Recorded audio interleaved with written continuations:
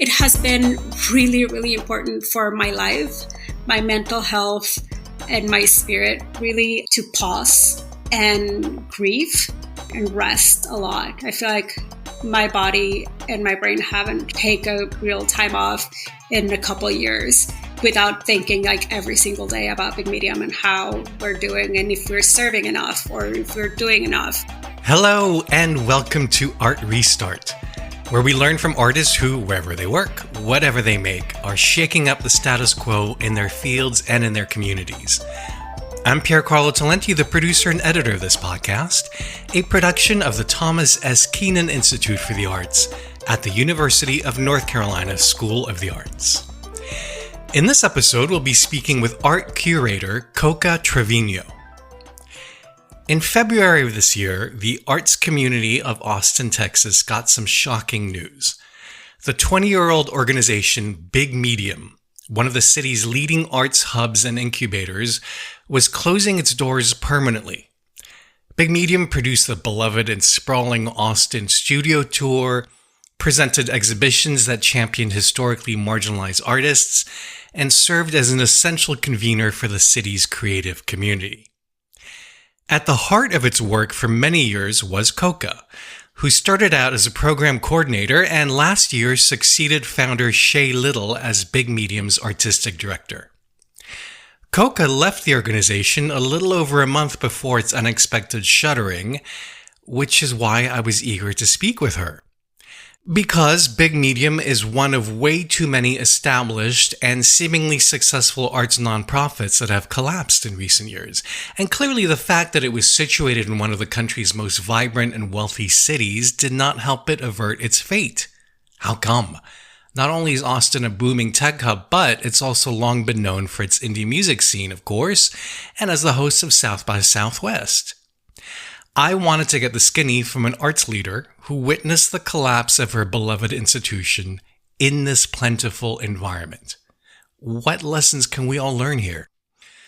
Coka, who is continuing her curatorial practice with her own business named the Projecto, spoke to me from her home in Austin. I started off by asking her what she was hoping to achieve at Big Medium when she accepted the position of artistic director last year. I think like in some part I had already been doing it just without the title. The last few years of Big Medium were very hard financially and also in ways of finding good staff and support in general. So the last, at least 2 years, it was mostly the executive director, Shay Little, and myself working. So I was doing kind of the role, but it wasn't official until he announced that he was leaving the organization. What I dreamed at that time was to be able to take time and rethink the programs and rethink how we were doing any, what was our mission really, and if we were doing a good job, and just to rethink our service, first of all, outside of the white lens, because this, as much as the founders are wonderful people, it was a white-centric organization from the beginning. So being able to start it intentionally with BIPOC equity, to me, was very important. And also away from the founder, where just taking it more as a project and with a little bit more detachment. That, of course, that doesn't even make sense because I couldn't be more attached to Big Medium in my soul. I thought it would be a good way of separating and rethink the organization in full with equity, inclusion, and diversity at the forefront. And unfortunately, you left in January, right? Did you leave? Was there a writing on the wall? What caused you to resign at the time? Yeah, I was, we had someone new coming in, and just after a lot of work. This was the new managing director, the board created a new position. Is that correct? Yes. Okay. Yeah, the dream was that I would be able to continue to do the programming side of things, and there would be a managing director, much like the performing arts organizations. So we thought that was a great idea. And I still think that it would have been wonderful. But long story short, it was kind of clear that the board and the new director had a different vision than what I had. And it was clear to me that after all the time that had passed and after all that we had been fighting for, it was probably time for new eyes. Like if we weren't seeing eye to eye, I thought like maybe I am just different or maybe just the leadership that Shay brought align more with the line of work that I want to do versus what the board and the managing director have in mind. I have to say, like, I left in such a good place, just excited for this new era where the studio tour would be the main focus and where there was a positive numbers for starters, but also a positive place for the city. So I did not expect it to close in even less that quickly. Not at all. It broke my heart. That's very surprising to me then, because they closed it just 2 months basically after you left, right? Yeah. I was so hopeful that I was the problem or that I was like, just spending time and efforts in programs that don't make money. They're not specifically made to make money, but to support the artist. I was like, yeah, maybe it is not the time for that. And so I was actually hopeful that they had a different point of view that was going to sustain the organization a little bit longer, but it wasn't the case. But when you're saying a different point of view, I guess in regards to money, what do you mean by that? Oh, that we should spend more time in other programs that were more profitable. What kind of program is more profitable? The studio tour is the Austin studio tour. That's the one. Which is why you were certain they were going to keep that going. Yes. And I have to say, and I know you know, but this is my opinion. Like I don't own all the facts. This is just how I lived it, and I lived it very close to my heart. So a bunch of what I say might come as very personal, which it is for me. But so I understand the studio tour and I understand the importance of it, and I love what it does. But at the same time, it is a very demanding program that it wasn't making money, really. It was sustaining itself, but it wasn't really profitable. And to me, that's what really made the other programs work. And to me, it was a combination of everything that made sense. And I don't know that with my curatorial practice, it really made sense to focus on the studio tour, that it's the least curated program by design, because people kept asking me to curate that and I wouldn't have it because I feel like it's more a community program than anyone. And a lot of on a studio tour, the community just curates the tour, basically, right? Exactly. Mm-hmm. And it is very important for me that people just go out and find every kind of art, and that people discover their neighbors, and that people support like the kids starting or the older people starting their stuff. So I really never wanted to curate the studio tour. How would the studio tour make money? With different fees. Every year we used to do about $15,000 to $20,000 in fellowships. So we just fundraise so that people can get in for free if they have any restriction with payment. I see. Because otherwise there is, to go on the studio tour, you buy a ticket. No. Oh. No, artists pay. The way that we think about it is it's a co-marketing platform. We think about it as like we're all pitching in so that we can have an event for people to go out. So people don't pay anything to go out on the tour. I see. So it's the artists who pay a nominal fee to be featured, and then you raise money for fellowships for artists who can't afford it. Exactly, yeah. Okay, I see. Yeah, very sad that that's gone, because I'm sure it was a huge boon for the city. Yeah. And since we're talking about the city and we're talking about money, and Big Medium, my understanding is Big Medium was such a cornerstone of the visual artistic community in Austin, which is why its disappearance is so palpable. and clearly for you personally, since you loved it so much. Yeah. I'm curious about why, because I know Austin to be a very wealthy, vibrant city and a tech hub. And I am curious that any arts organization would have trouble raising money in that environment. But it also makes me think about the Bay Area, which is also a wealthy tech hub, and artistic institutions there have a heck of a time making money. So I wonder if you can talk about what your understanding is of why was so hard for big medium to have access to funds. I know that the city made changes in the way it dispersed grants. Is that right? Yeah. Can you talk about that? Because I Course. believe it impacted big medium quite a bit. It did. It really did. I think like everything, it's a very complex situation in the country that we're living in with the current ways that current, but also the old ways. It is about money. Everything's about money, and it has the same root, but then it moves depending on the communities. I'm going to address first the city part of it. It did affect us a lot. And I think we were really supportive of the changes and of the staff implementing them. Unfortunately, it's handled by humans, and humans are flawed and things happen and things move in different ways that are anticipated if you don't do the things intentionally. And it is my understanding, because I also applied personally. I do have my curatorial practice independently, and I applied for grants as well. And this last one, I didn't get anything, even though I check every box.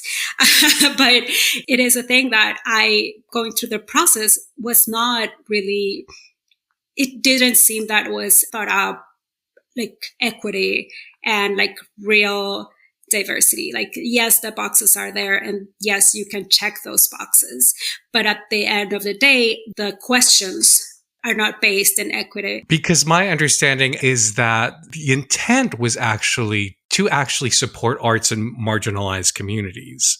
Mm-hmm. But the outcome was that long-standing institutions were hit the hardest, including institutions that did serve those communities. Is that right? Exactly. Yeah. That was particularly painful for us, because that's what we were doing. We've been doing for years now, like prioritizing that, and not because of grants, but because we think that's what's right. And that's why we were very supportive of the programs. But if the program is not made intentional and it's not well researched, it just turns out to be completely counterintuitive. So I think like there was I don't know if it's saying like lip service or checking more boxes or what, but it was very unfortunate. And I'm speaking about, yes, big medium, but also everyone else that couldn't even fill out the grants, because it was very grant oriented. So we know a lot of people, wonderful people, and some others that are not as wonderful, but they have good grant writers and they got money, and other people that deserved it, they didn't. Having the same questions for everyone, it's not equitable. You have to have a deeper understanding and more thoughtfulness on how these processes work, because all of our structures are based in white supremacy. Like, and I'm going in a path that I don't know if it's what you and your audience go through, but in this case, it's just part of the system. Well, I'm sure this often happens in other towns in terms of artists being on one side and the people who disperse the civic monies being on the other. In this case, what do you think could have been done differently so that the goals of equity could have been achieved, and so that artists' needs could have been taken into account for real? I think that there needs to be way more research and way more understanding of what the institutions do. There was a lot of people that were granted money that was like for an event or for this little thing. So they were giving money to individuals, which is great, but it's also taking money away from other people that have more tenure.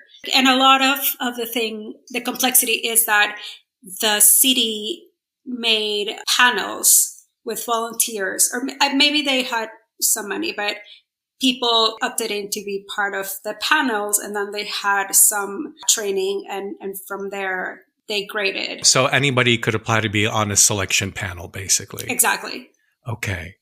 And that makes it that much more complex because there's different interests and different people giving opinions and being very impactful that don't have the knowledge or don't understand. And if you don't have a grant writer that knows how to go around certain things, like, it's just not helpful.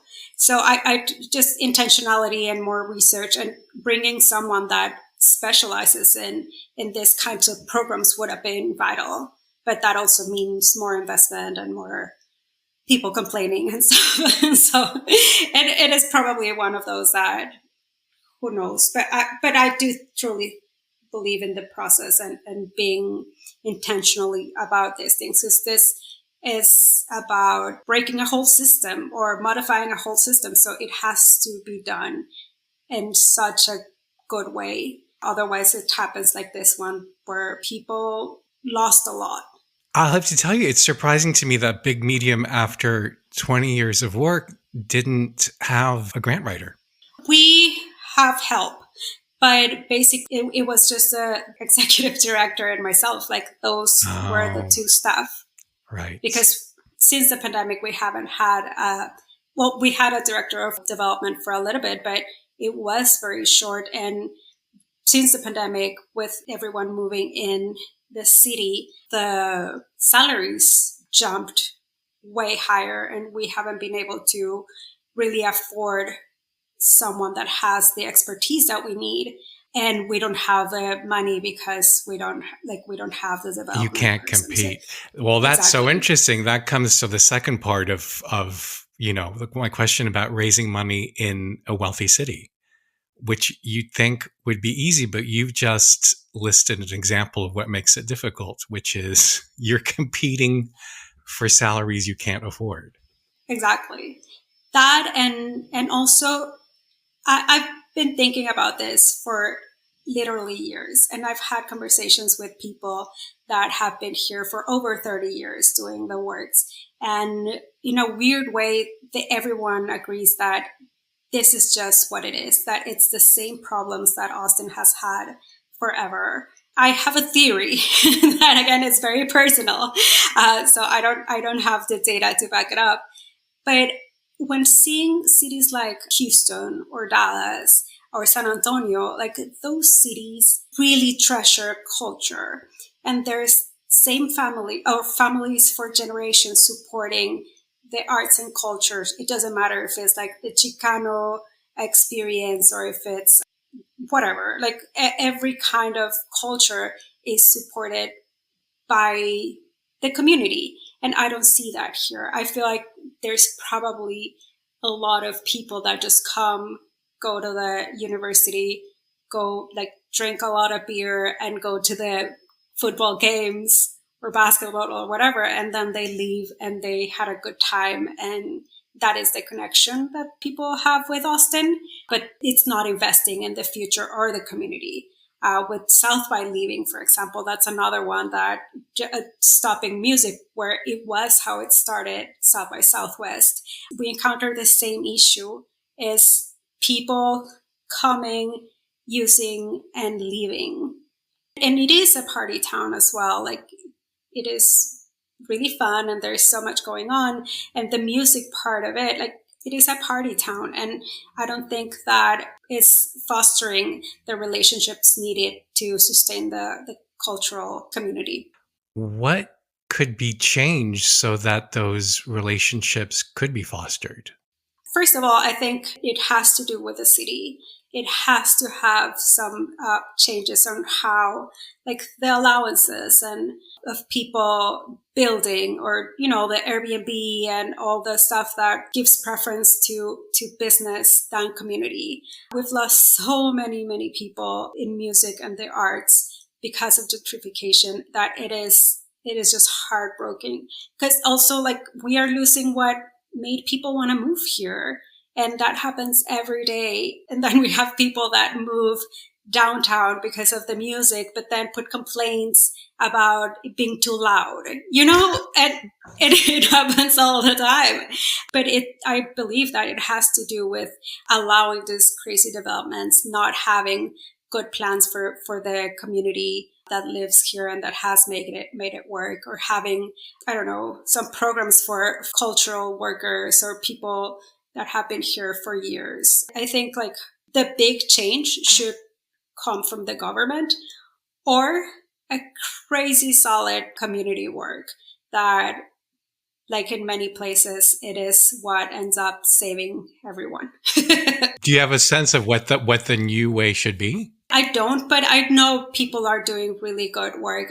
There's a few organizations that are really outstanding, like Future Front or the Museum of Human Achievement, that are doing things in their own way with their own different set of values, but they're organized and they're just providing for their communities. It's a little bit more niche, but it's just impactful for the city.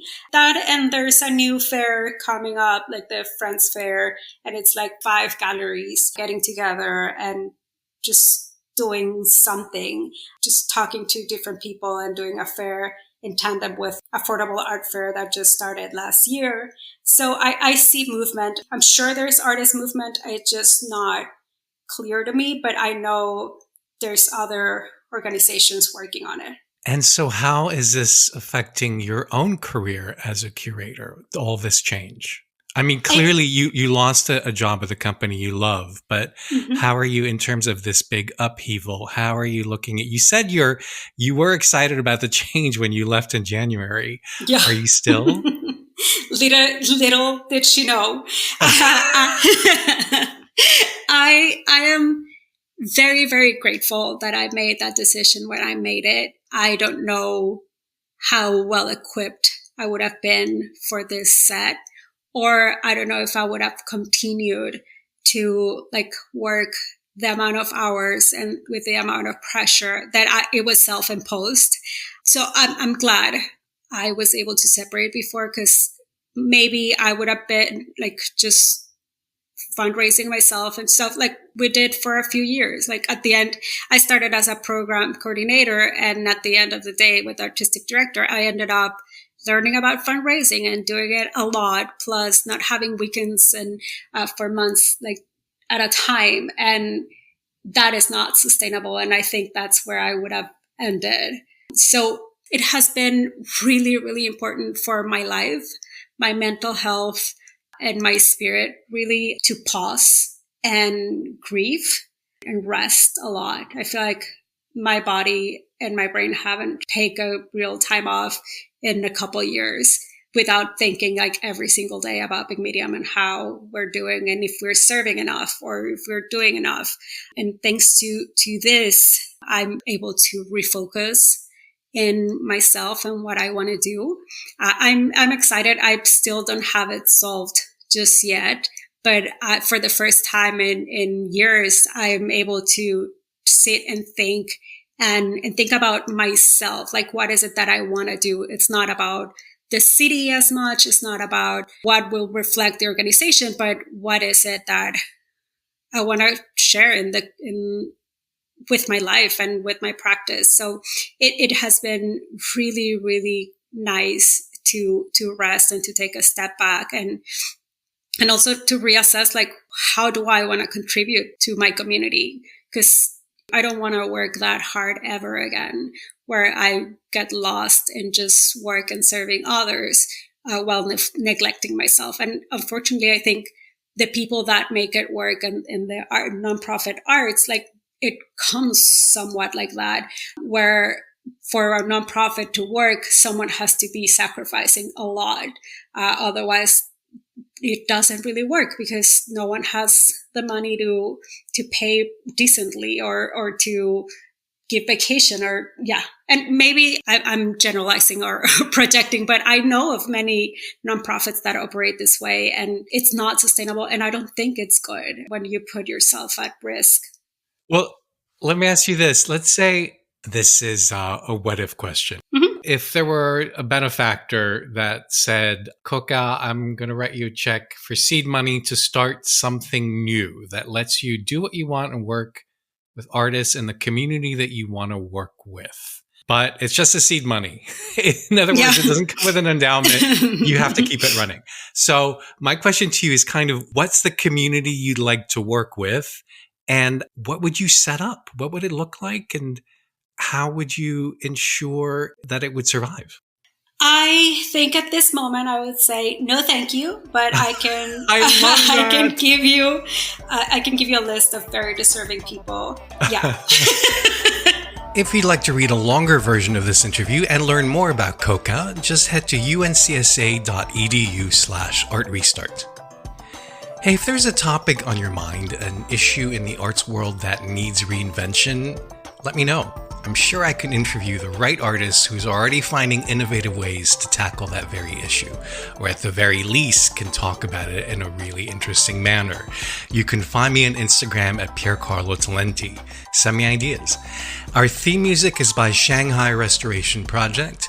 I'm Piercarlo Talenti, and on behalf of the Thomas S. Keenan Institute for the Arts at the University of North Carolina School of the Arts, thank you for listening.